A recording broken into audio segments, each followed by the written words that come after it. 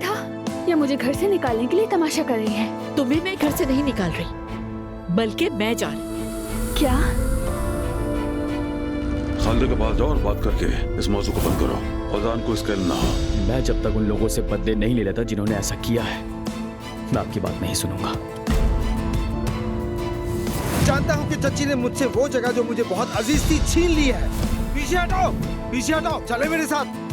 Mehmed पुरसुकून हो जाओ। खाने में जायका होना चाहिए चची जान, बस आप जल्दी से खा के बताएं।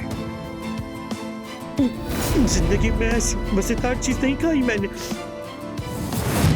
यही तो है शेफ का राज। क्या मिला है इसमें? मौत के फरिश्ते वाला मशरूम है, दुनिया के सबसे जहरीले मशरूमों में से एक, मगर उतना ही लजीज भी है।